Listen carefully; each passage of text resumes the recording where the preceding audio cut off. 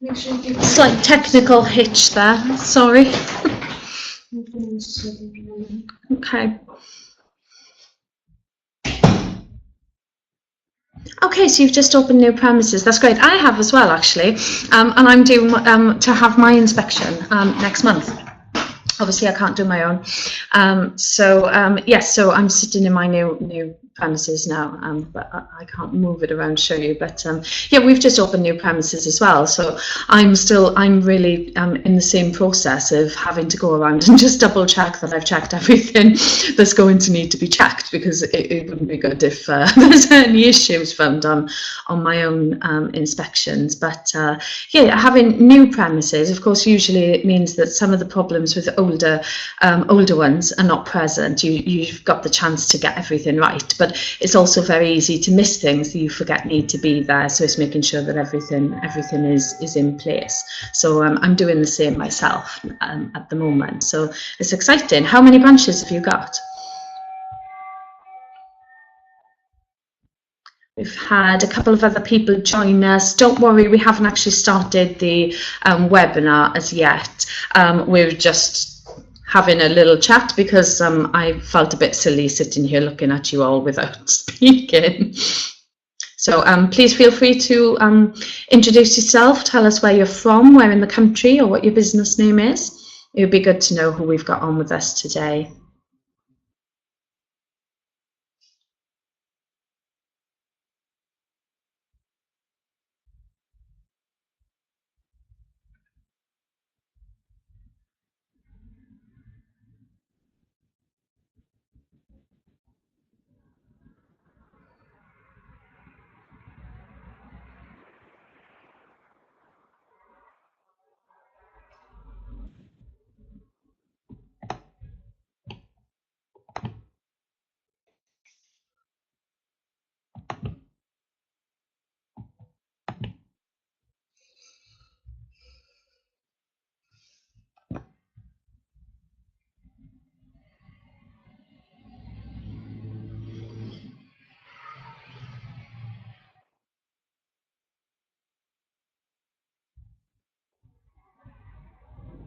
Oh, that's excellent. Good to see that you're progressing.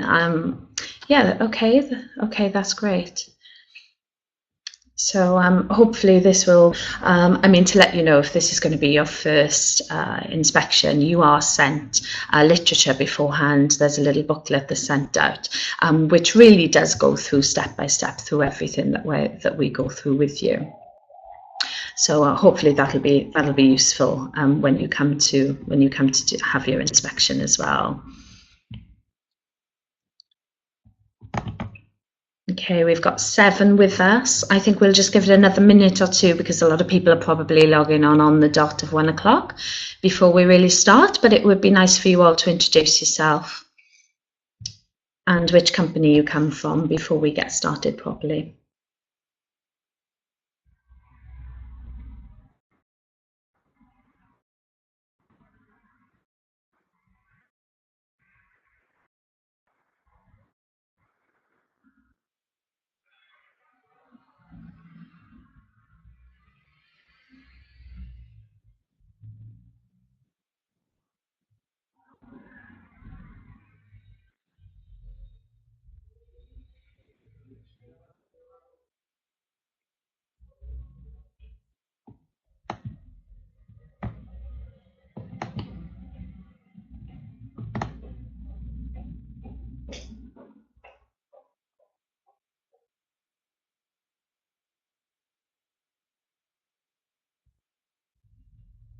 Hello to Crosby Funeral Service, just a company that I know quite well, having been down quite frequently training some staff.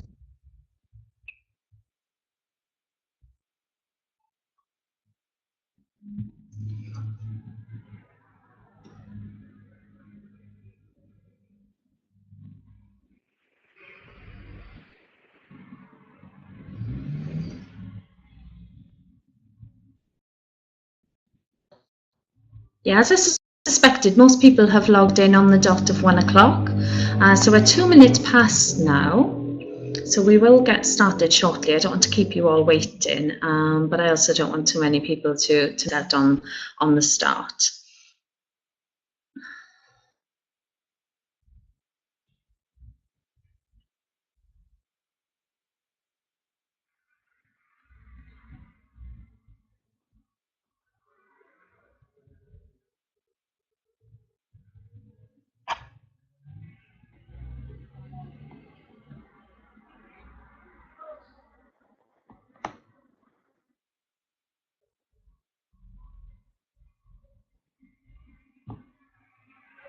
If you haven't already, please do tell me where you're from, what your company name is, or part of the country you're in. It's good for me to feel as if I'm not talking to myself. Hi to Dave and Tony.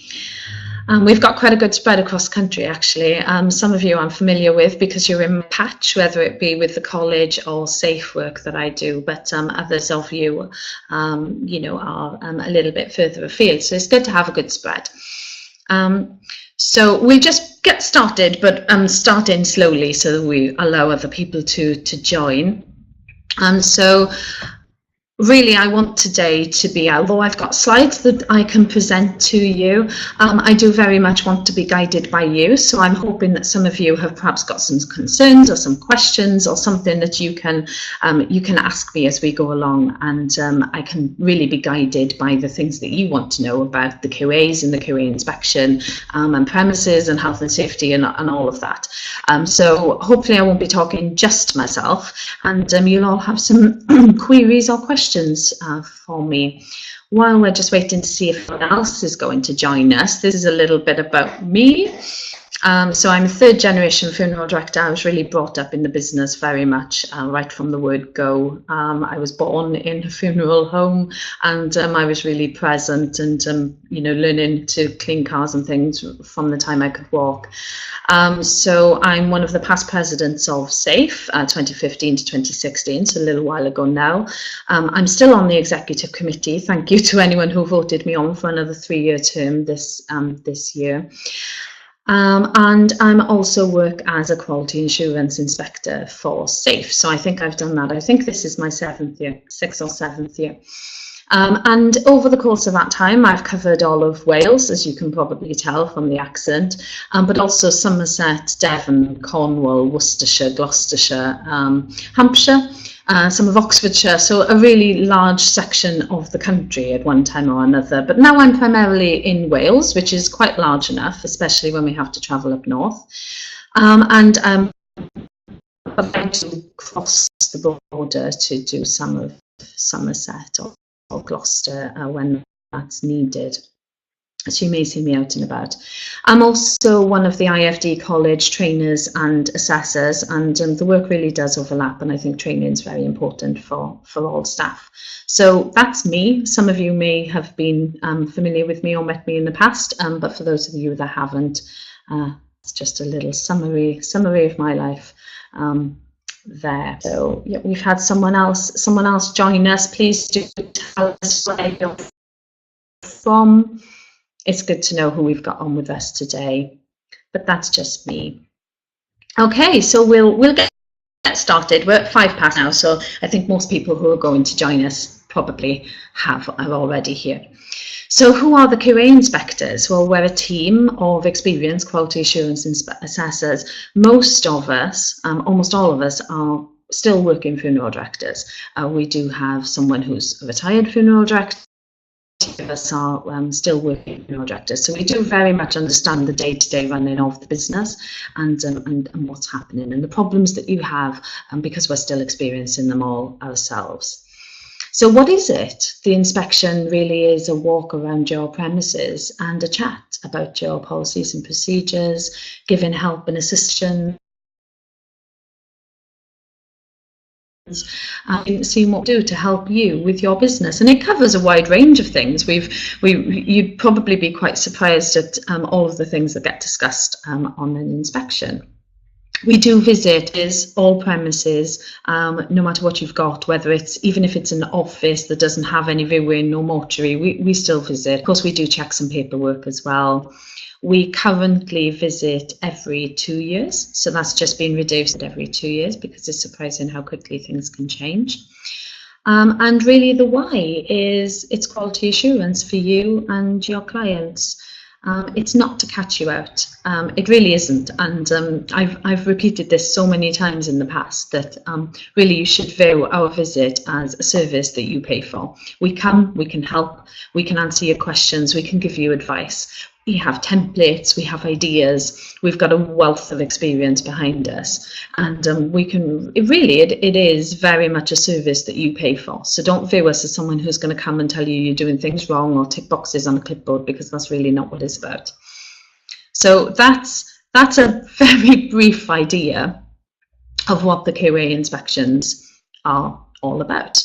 Does anyone have any questions to begin with? You're all very quiet. I hope you're not going to be this quiet for the next hour.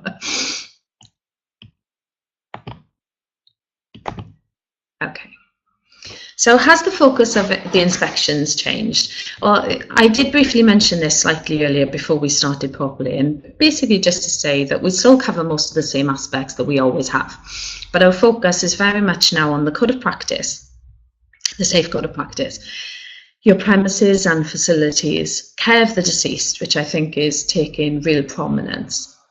And particularly in Scotland, with what's going on up there and with regulation, care of the deceased seems to be the main concern at the moment of the new inspector that they've got of funeral directors up there.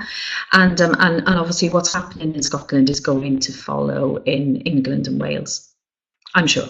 It will, and it's just about making sure that we are doing the best that we possibly can do. So care of the deceased has taken particular importance now as well. And policies and procedures, paperwork and administration.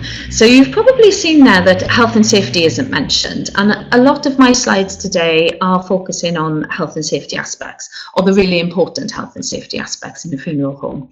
And that's really just because our focus, and we still check everything and we give advice, but we are not the HSE, and we are not there to impose fines or penalties if something is wrong.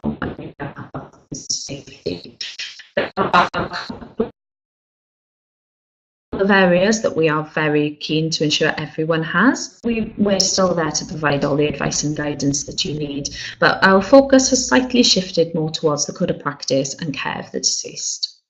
Does that make sense to everyone? I often get asked by people where we're everything, walk around your premises and really see everything. So whether some people just seem to expect that we're just going to look at the office and the paperwork that you've got there, but we don't. We do want to see your viewing rooms, we do want to see your viewing rooms and your mortuary. Okay, so the sound keeps breaking up. I'm not sure why that is not having problems as well. Having problems with the sound. I'm sorry about that. I really don't know why it would be.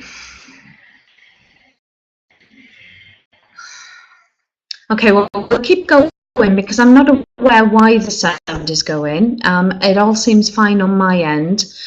Perhaps it's the internet connection. Deepest, darkest way. Okay, sorry about that. I don't know why the sound is jumpy. That's a bit strange. I'm not really sure what I can do about that. Because it's time when we did it. Well, I think in which case we'll go through the slides. Yes, the slides will be available to download. Be available following today. It'll be available on the website for you to look back at, and perhaps the sound will be fine on there. That's something we'll have to have a look. So we'll keep going. You can obviously read the slides anyway, even if you can't hear me. Okay, so what will Safe inspect what procedures we have in place for GDPR? Yeah, absolutely. So that's going to be one of our new focuses for this year is obviously having a look at what procedures and policies you have in place for GDPR, and checking that that is terms and conditions, and on the, you're getting signatures from families. So yeah, absolutely, GDPR is going to be checked, because it's one of the new aspects, and some whether we can provide advice if anyone has themselves sorted already, and hopefully provide advice for you as you're going forward with that. So the main areas for discussion today will be paperwork and funeral administration, policies and procedures, complaints, what can go wrong, how to prevent, deal with it, COSH, clinical waste. They are two of the main health and safety issues that we are very keen to ensure everyone has in place, and sometimes they're the ones that people have the most questions about. So fire safe briefly, and first aid and accident reporting. But as I said, be guided by you. I don't want to be preaching to the converted. So compliance to code of practice, paperwork and procedures. We will be expecting you to have estimates and itemised invoices. You have these days, but we still do occasionally visit people who perhaps are not using estimates every time, and it really is critically important. So estimates, confirmations, contracts, and of course terms and conditions, and as we've mentioned, GDPR and distance selling regulations. So just briefly, in case anyone's not familiar there, obviously GDPR is coming in at the end of May, but in addition to that, we already look at in their terms and conditions, they have the distance selling regulations. I do the majority of the time actually, and make arrangements in families' homes. So we're checking that being given the information that they have the right to cancel. So that's really important already. It is important that you get in a signature from families when you're making funeral arrangements, and GDPR makes that even more critical. So we will look at all of those. Then there's obviously procedures for jewellery and cremated remains. Yeah, I'm sorry the sound quality is poor. I really don't know why. It was all absolutely fine when we did the test. What the issue is, now. So I can only apologise for that. Okay, so procedures for jewellery and cremated remains are very important. They are probably two of the issues that we get the... Is there anyone else in your location using the internet? There is any other connection onto the internet here in the office today. Intentionally, I'm here, trying to in silence. So I don't think anyone else is using the internet. I don't think that's what it is. And the connection's always been okay when we've done the check. So I'm just going to keep going, and hopefully you'll stick with me and be able to understand. If it gets that bad, then perhaps I'll have to type things as we go along. But the connection all seems fine my end. Okay, so then we've got so just for jewellery and cremated remains, what we're looking for there really is that we have jewellery and cremated remains assigned in when they're coming onto the premises, that a record is being kept of what you have and where it goes to. Of course, cremated remains should always be handed back to the applicant, and so that's really what we're looking for with cremated remains and jewellery procedures, that you're keeping a track, and that where they've gone to afterwards. If someone were to come in 5 years later, 10 years later, would you know where they've gone, who had them, and proof as well that you've handed them back. So of course signatures are really important. Donations. Everyone hates donations, don't they? They're a bugbear for lots of us, and the sooner they can get online, the better, in my opinion. But that is just my opinion. So with donations, again, we're looking at what your procedure is, that you're keeping a good record of donations, how long you keep for, are they kept secure? Do you have a bank account? Your procedure actually is for that. Because again, donations are potentially really difficult. Yeah. Identification and also tracking of the deceased and care of the deceased is something that is of particular importance. Well, of course, it's the keystone of everything we do, isn't it? Is the right person in the right coffin at the right chapel at the right time. It's what we're always, you know, trying to make sure is there. And so we're looking at what your identification policy. Usually that would probably be a wrist tag, and then what do you identify? You put an identification on fridges. Slightly different. The way that you work is slightly different, but it is really important and consistent, and everyone.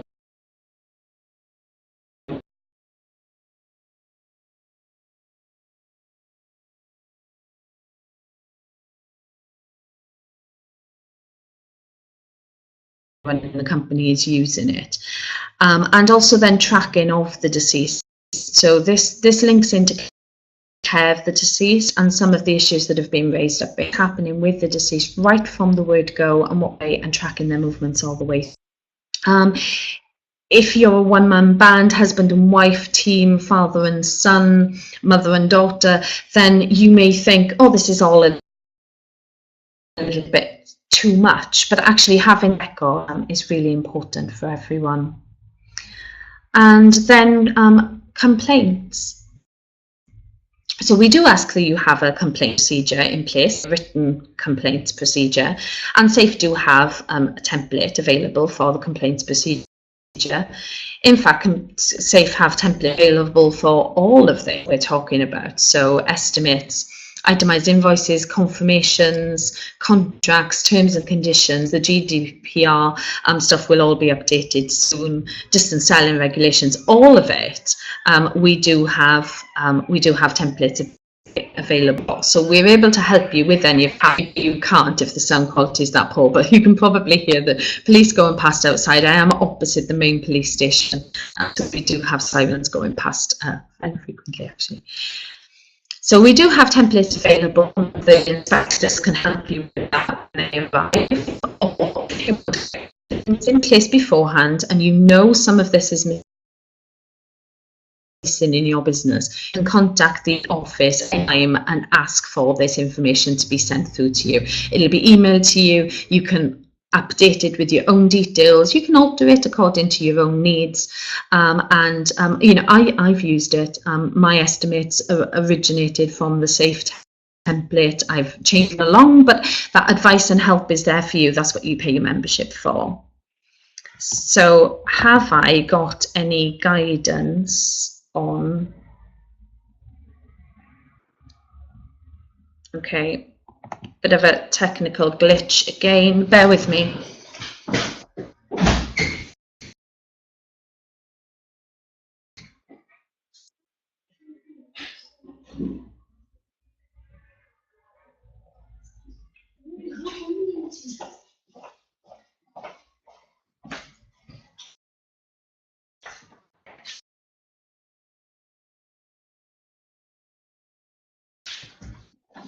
Hi everyone, sorry about that.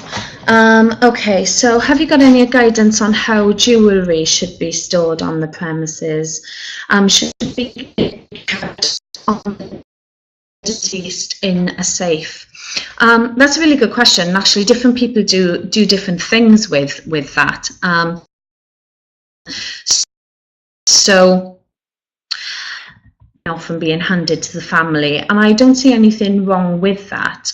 Others always remove it immediately, keep it in a safe, and will only put it back on if the family want it back on for viewing. Generally, what's probably the best thing to do is to remove jewellery and hand it possible.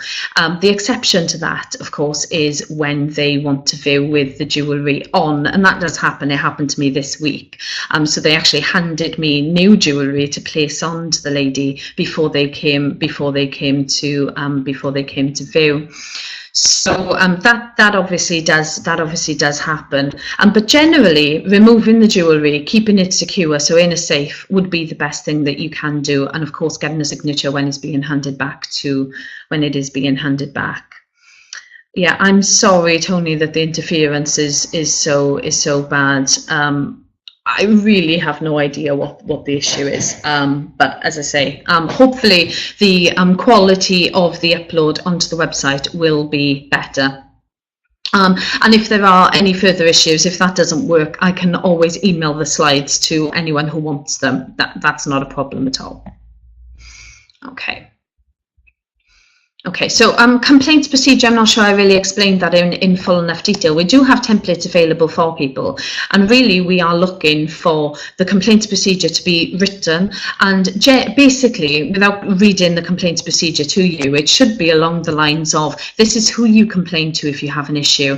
If you're not happy with their response, there isn't details of someone else that you can contact to escalate it, and then following that, so ideally you'd have a two-string approach there, and then following that you would obviously inform them of safe details where they could also take a complaint if they needed to. So that would be with the complaints procedure. It also says that you will investigate within X number of days, so it really is a robust policy that you can hand to someone if it's needed. So that's the complaints procedure. So if no one's got any more questions on compliance and paperwork, I will be moving on to some of the health and safety issues. Okay, so health and safety is never the most never the most interesting of topics, but it really is the cornerstone of every business, and it's so important these days. So one of the main issues that we look at is COSH. And COSH is the control of substances hazardous to health. And a hazardous substance is any substance that can damage our health in any way. So what are these substances? Now, this is something I get told all the time. I don't embalm, it doesn't apply to me. I don't need COSH because we don't embalm. It does, it applies to all of us, because we will all have bleach, hand wash, tyre dressing, car cleaners, even tip bags, or washing up liquid. The most innocuous substances do come under the COSH regulations. A really good way of knowing what is included in COSH is to look for the warning labels on the back of bottles. So if you look on the back of pretty much any bottle, it'll usually have a little warning label there, and if it's got that, you need to bring it under the COSH regulations. So those are just some ideas of some of the things that are included under the COSH regulations and what are COSH substances. So what does this mean to me? Well, these are you can see the little image here, those are the kind of warning labels that I'm talking about. So all substances are clearly labelled to identify the hazard. It's really important that these substances are kept in the same bottles that they arrived in. Everyone knows you shouldn't decant bleach into a water bottle, but it really is important that they're kept in the correct containers so that people know what's included.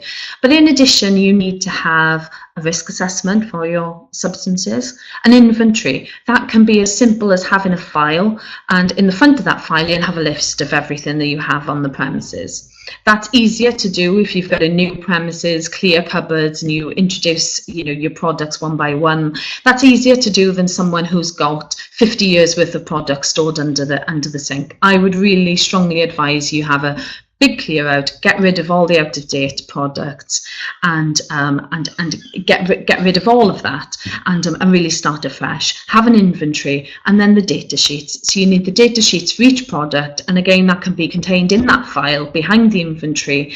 You can type it in online, type in what it is you're looking for, so fairy washing up liquids, Summer Fresh or whatever it may be, Kosh data sheet, and it'll come up 9 times out of 10 anyway, or even more. It'll come up online. You can print it, download it, and put it into a file. So it's not that onerous. It is important, however, that the staff who are using these products actually know where this is. They can see the data sheet, they can read it, and really it will tell you what the danger is with the product, how it should be stored, how it should be used, and what to do with an accidental exposure as well. So store and use the substance in a safe manner. That is, yeah, so obviously that means that for different products that's going to be different. It's perfectly acceptable for hand wash to be out on the sink, whereas you know, your embalming products should be in a locked cupboard. So that is going to vary depending on the substance, which is why you need that risk assessment there to be able to look at each individual product that you've got. So is a self-employed business that has no employees, do they legally need Kosh forms filled out? Okay, so Kosh applies to any business that has any employees.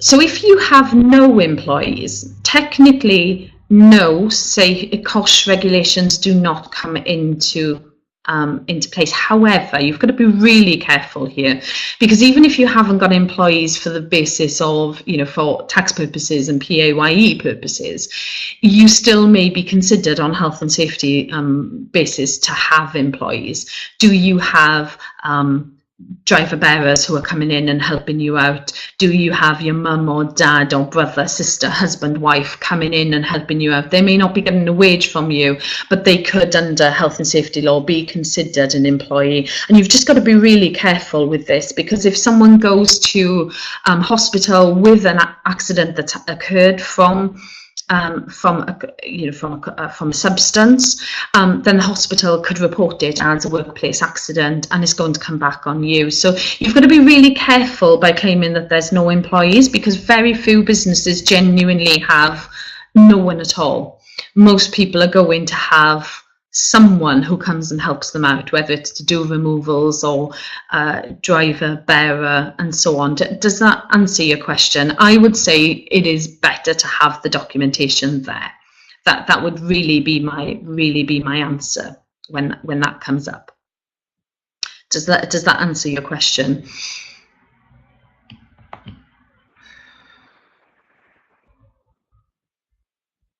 Yeah. Okay. Okay, so we're asking, well, why? Well, it is the law, and really, you don't want the bad publicity that comes from, you know, potential issues if you don't follow this. However, it's also about the safety of your staff, of course. So I've got a case study here. I've just got for you to look at, and this was contact dermatitis, so that can be caused by lots of products actually on the skin. And this company was fined £30,000 for breaching the Health and Safety at Work Act, £10,000 for 6 separate breaches of the Kosh regulations, and £10,000 for not reporting a case of allergic contact dermatitis. We'll touch on RIDDA and thus the reporting of incidents later. And they were ordered to pay £30,000 costs. Now, if you add all that up, that's a lot of money. This was not a funeral director, but the levels of fines are going to vary depending on the case. Of course, they are, but it just gives you an illustration as to the kind of issue that you could be looking at if you do not take this seriously.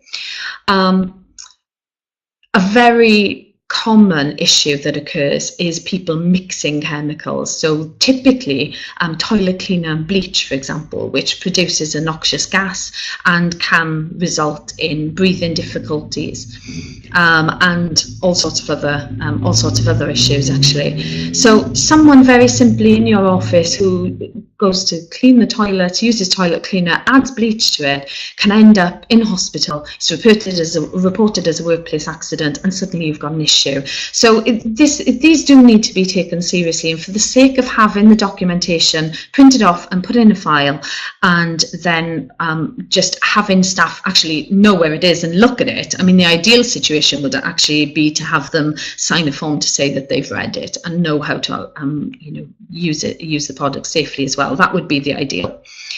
Then, really for the sake of doing all of that, you really do protect yourselves as employers, and as staff members, you're ensuring that you're ensuring your own health and safety, of course. So then this brings us on to one of the second issues that we look at quite frequently, and this is clinical waste. So we still occasionally see people who are not familiar with exactly what clinical waste entails and exactly how they need to deal with it. But clinical waste is any waste that has come into contact with the body during transport, treatment, preparation or embalming. So anything, the clothing the deceased was wearing when they died and you brought them into your premises, the cotton wool that you've used to clean their eyes, the sheet that they've been wrapped in, absolutely anything that has come into contact with the body is classed as clinical waste. So of course it includes gloves. That's probably the number one item that we're using. So it includes your gloves and any clothing or anything else that has touched the deceased. The other categories of clinical waste would be sharps. So that should be quite obvious, and bodily fluids themselves. But the number one thing, or the two really, would be the sharps and what we're putting into our yellow bags. So these are some of the issues that we encounter. It's not so much that people are not aware that clinical waste exists, it's that sometimes they think, oh, it doesn't apply to them because they only have a couple of gloves. They don't embalm, so they don't have large quantities, so they think it doesn't apply, but it does. So can you place clinical waste in normal rubbish, even if only in small quantities? So a couple of gloves a week, for example.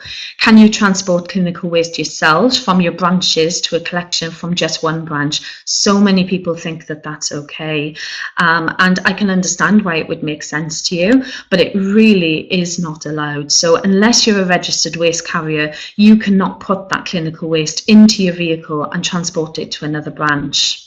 So you have to have a collection from each one of your branches that holds clinical waste. Clearly, if you've got an office that doesn't have any viewing facilities, no mortuary facilities, very clearly you're not going to have, I would expect you wouldn't have clinical waste in that premises. But if you've got viewing, you're probably going to be using gloves, even if preparation is done at a different branch. Can you take clinical waste back to the hospital? No, you can't. Historically, people used to have these arrangements with the hospital, but although the hospital may be willing to take it, and probably less of them are these days, although they may be willing to take it, again, you are not allowed to carry it in your vehicle unless you are a registered waste carrier. And can you burn the waste yourselves? Now, this may be unique to Wales, but I get asked that a lot in Wales, I think, because we're quite rural and people think, oh, we just put it in the incinerator in the back garden or out on the farm. But no, you can't, because waste must not only be collected by a registered waste carrier, but you also need to keep a copy of the waste collection note that they give you. It's not just about disposing of it correctly, you also need to have the evidence that you've disposed of it correctly. And we have seen some instances of people actually checking up on funeral directors now. So I think we're starting to come into the attention of them realising, hang on, funeral directors are going to need clinical waste collections as well. What about bed sheets from hospital mortuary? We are given bags by the hospital for them to be returned in. And Carrie says, same here. So are you actually being given bed sheets in a bag from the hospital? Or are they wrapped on the deceased? I assume you mean that the sheets are wrapped around the deceased and you're given bags for them to put. Yeah, so the sheets are wrapped on the deceased and you're given a bag specifically to take it back. Yeah. Okay. Well, the answer is that you're not allowed to transport it back to the hospital. That's the answer.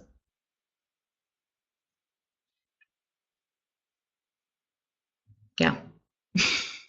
I know it happens, but the answer is that you are not a registered waste carrier. It is classed as clinical waste. Now, the hospitals are allowed to wash those. By the way, it's not a case that they have to dispose of them in clinical waste bags like we have to.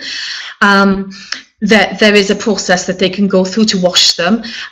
Not a normal wash that we would do in our washing machines, but there is a process by which they can be washed at particular high temperatures, etc., etc. I'm not an absolute expert on that, but that is perfectly safe and legal for there to be a laundry service on them. The issue is not with them having the sheets back; it's with the fact that you've got to carry them back. So how will the NHS get their sheets back then? Well, yeah, that's a that's a really good question. Can we wash sheets? So no. No, you shouldn't. Although, again, I know some people who do, there is, there are some funeral directors who wash the sheets and then take them back to the family. But again, I can only tell you what the law states, and there is a special wash that they can go through, or laundry service that they can go through. And in fact, we have one of the clinical waste collectors here in my area do offer a laundry service for clinical waste. So what we could do, for example, if family wanted clothing returned to them, we could get that laundered by this clinical waste company, who would launder it safely and legally and return it to us so that we could return it to the family. In theory, we could do that with the NHS sheets. Whether any of us really want to be spending that money on cleaning NHS sheets is another matter. But as I say, I can only tell you what the law states and the guidance that's out there. So no, you're not meant to take it back to the hospital. And can you burn it yourself? No. So the answer to all of these questions is no. And this is where the questions very often come up. People may have a clinical waste collection, but they have one collection and they've got 4 branches and they're transporting it between them. You can't. You need to have a collection at each one, which I know can be a bit of an issue for some people. Because the costs do add up, but all I can recommend is that you shop around for the minimum contract that you can possibly find. If you've just got a little branch that does some viewings, you are not going to want 2 bags a week collected from there. You may only want 1 bag a month collected from there, for example. So it's about shopping around and finding the best contract that you can.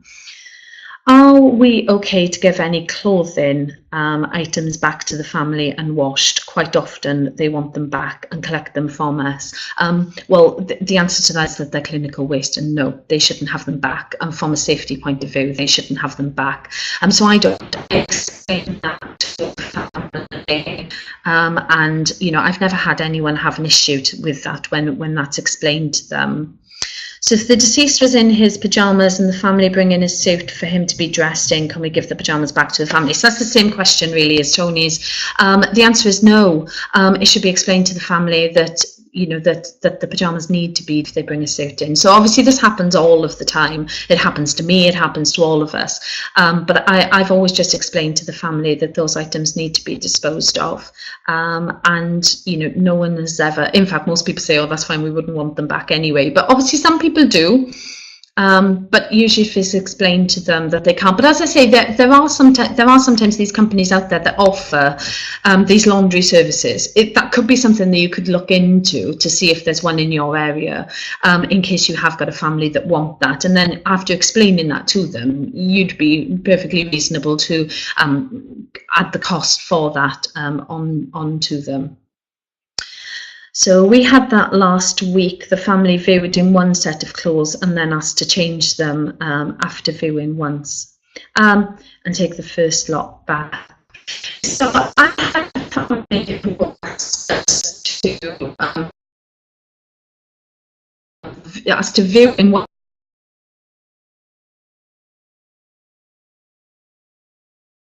set of so yeah, the issue isn't with the changing, it's with giving the clothing back, because as I say, the rules say that once it's been removed from the deceased, clinical waste, and so at that point it has to be either disposed of, which is incinerated, or laundered according to a washing machine. And I wouldn't want to, actually. Would you want to put it in your washing machine that you're then using for other things? No, I definitely wouldn't want to. So, yeah, as I say, I know it happens, but it shouldn't. What are the clinical waste rules, the HSE? Yes, so it comes under yes. So I don't know if I've actually got it on here. I know I have on my college ones. I've got the actual laws listed. I've gone a little bit more general with this one, but yes, it does come from HSE.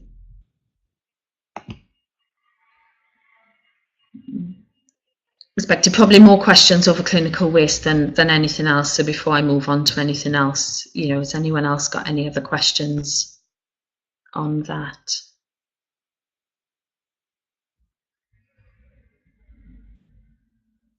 It is onerous. I know you've got to get a collection from every branch, but it doesn't have to be that costly.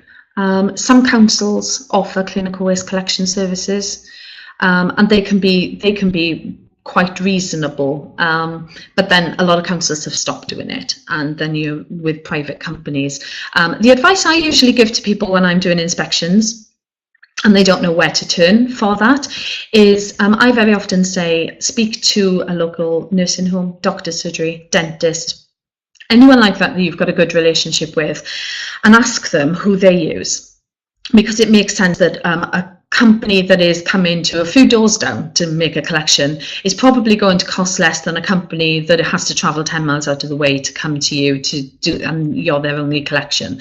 It's not guaranteed, especially with more national companies that may have set rates, but generally there are some local companies that do them as well. I use a pretty local company, and they're really good, and of course personal service is better with a local company, we've found, than the national ones. So it's well worth shopping around to see what deal you can get, and what contract you can get, particularly if you only need a really small collection, if you're quite a small business, not a large one.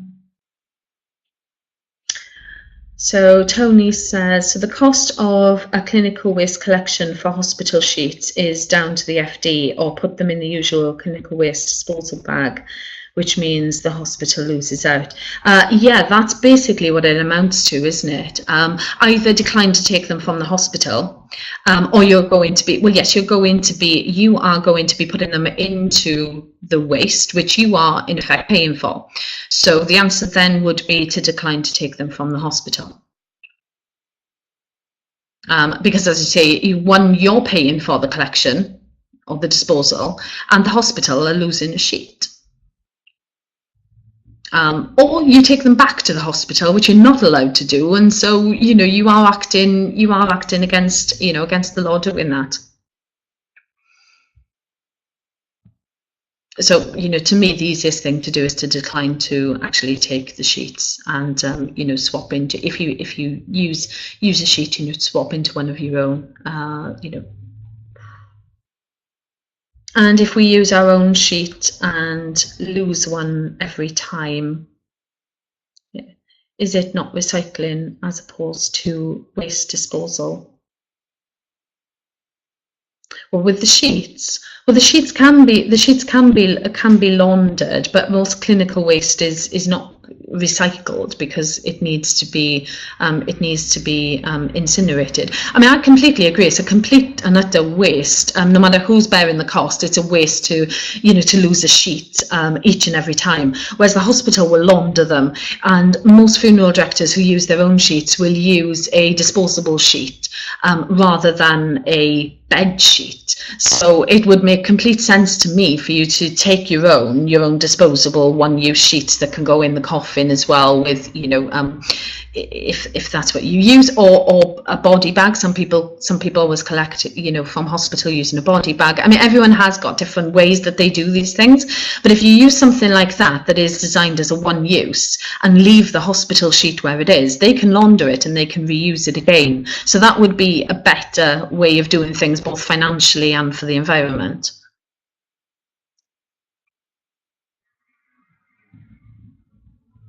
Yes. Yeah, you're absolutely right, Tony. I think it is more cost effective to refuse the sheet. Use one of your own, as we said, well, what I've just said, disposable sheet or body bag, whatever it may be. And yeah, either that will, depending on the circumstances, either remain in the coffin then, or because it can act as an additional liner, or if it goes into the clinical waste bin, it takes a lot less space, a lot less weight, so it's going to cost you less to dispose of. And it's also the environmental impact, isn't it, of having perfectly good bed sheets. You don't want them going into... if you refuse the sheet, you expose the hospital staff to a body, being as they have more rights than us. Well, I don't take the sheets, Dave. That's all I can say. I don't take the sheets from the hospital, and yeah.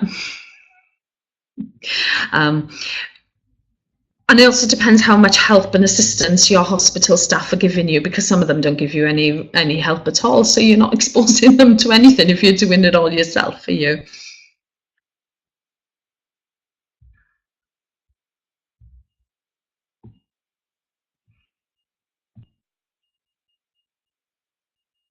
Any more questions on that?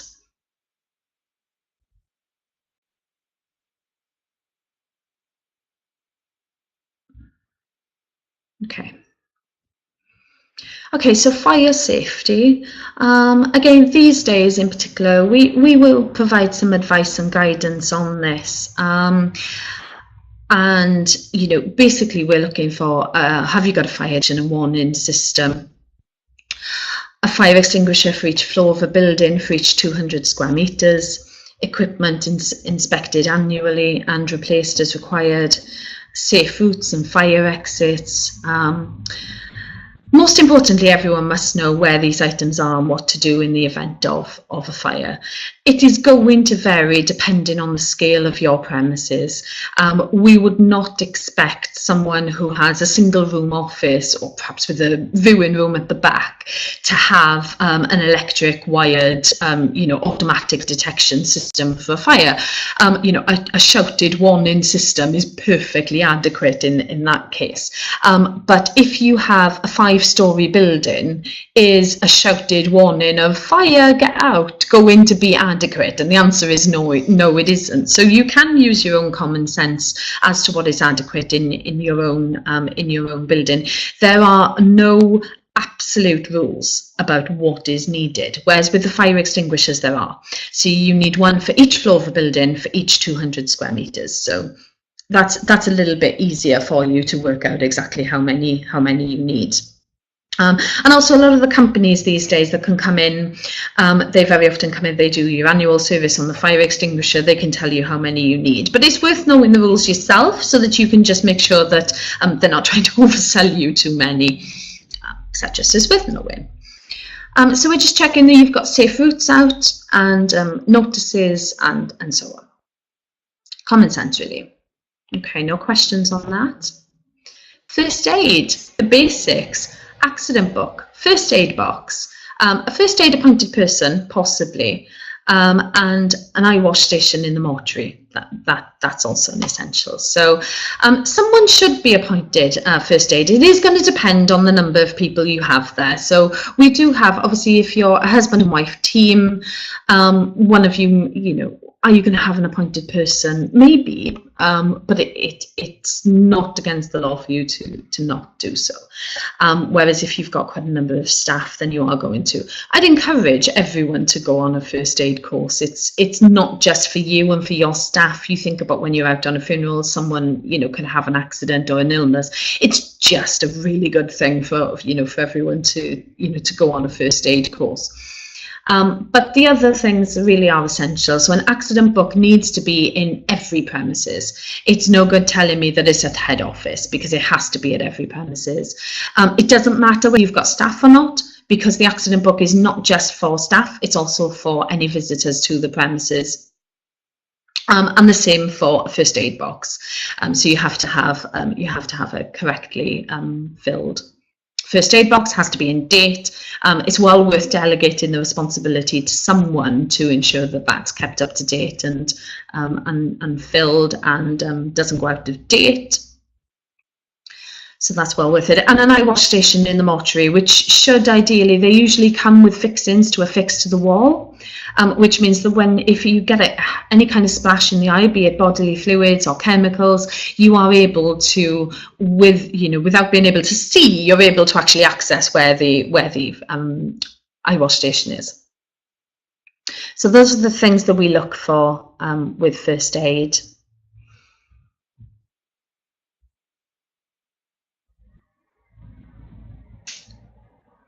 Okay, any questions on that? It does crop up quite often. People saying that they've got an accident book in the head office, but not in every branch. Same with first aid boxes. People think they don't need one because it's only them and their dad working there. But yeah, you absolutely do. You do need them.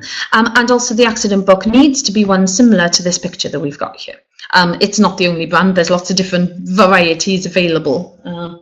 That have no, mine's not there. Mine's a yellow one. So that is there's different designs, but they all have to be compliant with the Data Protection Act. So it's no longer okay to just have a little notebook that you write accident book on and just fill in details, because the specific details that need to be on each form, and the forms get ripped out and can be filed away with just a little reference slip left on the top. Okay, so none of you got any questions on that, so hopefully you're all very well versed in your requirements on first aid, and I'm preaching to the converted. Okay, so RIDDOR, I've briefly mentioned earlier, this is the reporting of injuries, diseases and dangerous occurrences regulations. So it places an obligation on employers to report work-related deaths, major injuries, over 7-day injuries, work-related diseases and dangerous occurrences, which are near misses. There's a huge list of what is covered under RIDDOR, but these are some of the more frequent ones. So any fractures except digits that occurs at work, loss of sight, even if it's just temporary, any dislocations, amputations, an electric shock or burn which causes unconsciousness or hospital admission for more than 24 hours. So those are just some of the items that are RIDDOR reportable, but it does place an obligation on employers to report anything that's on that list, and you report online. It's not the responsibility of the employee or the person who's had the accident. It is the responsibility of the employer, the business owner, or the person in charge of a premises. So that could be the manager. And if you noticed earlier on that case study, one of the fines was for not reporting. So they were fined for their breaches, but they were also fined for not reporting it. So it could be as simple as someone breaking their arm at work. You're probably not going to get a full-on investigation with that, but you do need to submit the form and report that it has happened. Okay, any questions on RIDDOR? No, everyone's gone really quiet now. It's just clinical waste that people were concerned about. Okay. So compliance does not have to be a hindrance. Delegating responsibility is always good, and actually having a person who can perhaps have some health and safety training and be in charge of updating procedures, health and safety, they should probably have some training, to be fair, in order to do this. But then it can be their job, and make sure you give them a little bit of time to just ensure that cost documents are up to date, that first aid boxes are all fine, and that everything, and that they generally the policies and procedures, the risk assessments are done in your businesses, and that everything is okay. So if you don't delegate, then it's your responsibility if you're the employer. But you can delegate to someone who's had the correct training and just give them a little bit of time to complete that within their job role. Compliance will enhance your company's reputation, reduce the risk of complaints. Staff satisfaction and morale dramatically increased when they feel their safety is being taken seriously. So it really is very, very important. consider the opposite scenario: investigations, crime, fines, prosecution. It does happen. I know a funeral director who was inspected by HSE. They didn't have clinical waste collection in place. They were burning, or they claimed to be burning the waste themselves, and they were fined. And I think when that's happened to one person, it's likely that everyone else is going to get a check as well. Possibly even worse is the bad press that can come, and this isn't just health and safety. This is also for things such as jewellery, or ashes being given to the wrong person, jewellery being lost. You know, the bad press that you can ruin decades of good reputation in just moments, really. So I think really important for all of us. Low staff morale and loss of business can result. So I think it's really important, and that's really why we're there as inspectors, to just be able to help and advise and guide you on any of this. We can provide templates, we even carry a stock. Usually we've got a stock with us of HSE posters which need to be displayed on the premises, of accident books if you don't have one at one of your branches, and we can provide those to you. And some of those items are chargeable, like the accident, they're not much. The accident books and the posters and things are like £5-6 each, but you do need to have them, and usually we carry them with us as well. So if you want to have them from us, you can. Things such as the template, all of that is covered under your Safe subscription, and the advice is there and available for you to have it for free. So, you know, that's why you should consider us to be a benefit for your business, really, that we can come and we can help and we can advise. Now, I've got to mention, I did mention at the start that I'm one of the IFD College trainers and assessors. We do offer a variety of trainings. In it here, of course, the training is also available, but with the IFD College, we offer a health and safety course, a foundation course, which really is for everyone. So any of your staff, even if they're just casual driver bearers, could do the health and safety and foundation course. Or if it's someone who's just come in and started to work in the office, answering calls, it's designed so that all staff can have a basic education level in the funeral profession. Then we've got operative courses, which cover the day of the funeral, removals, coffins, and vehicles, and then the administration course, which of course is far heavier, and you know, really covers everything involved in arranging a funeral, and even also covers, of course, repatriations and children's funerals and things we don't cover quite so often. So I do have to give a little plug for the IFD College there, because I think training is so very important for all of us and for all of our staff. Really, apart from a few reference websites and things for you that I've got on the next slide, that really is all that I've got to say, all the slides that I've got here today. Does anyone have any other questions or queries, any concerns about the inspection process or how we do things, how the appointments are made, literally anything? Does anyone have any queries or concerns?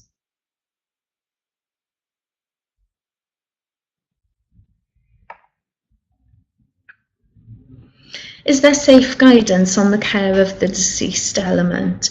Yeah, so that we do have some information on the safe website. That I should have mentioned that actually, the template and everything that I've been mentioning, and lots of other things as well, are available on the members area of the safe website. So you don't have to contact Safe directly to access all of these things, although you can. If you've got a login to the members area, you can access a whole range of information, including all the information about what we look for on an inspection, and as well as lots of templates and lots of guidance, even things like employment contracts and application forms for staff. We even cover things like that on there. So as far as care of the deceased goes, this is really very much a work in progress, because this is something that we're having to consider in far more detail, particularly taking some of the notes from Natalie, the inspector in Scotland, and what she's looking at. And we're really looking at the tracking of the deceased and what should be the minimum procedures that we are expecting at every business, because we've always been very well aware that businesses work in different ways, and we don't want to stifle that and start telling you what you should do, but we do want to just be able to say this is the bare minimum of what we expect from our members. So although there is some information on the SAFE website, this is something that we're going to be working on quite a bit more over the coming months. Great, thank you, Andrew. That's some good feedback there. I hope people have picked up 1 or 2 points. As with all things like this, when I've done this presentation in person to a group as well, hopefully you all know 99% of it. But if you can just pick up 1 or 2 little things, then that could be useful for you. Okay, thanks. That's great. If anyone's got any more questions, that's absolutely fine. But these are the resources, some websites here, and you can obviously refer to these for any more information. The slides will be available online, and you'll be able to look at them there and repeat. So that's great. Okay, it looks like a few people have learned something new. That's really good. I'm glad you have.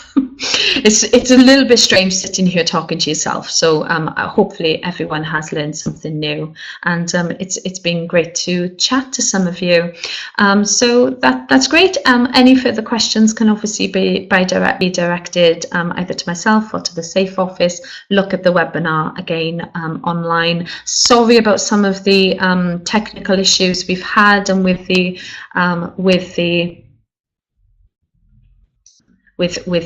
sound and things as well. So yeah. Okay, thanks.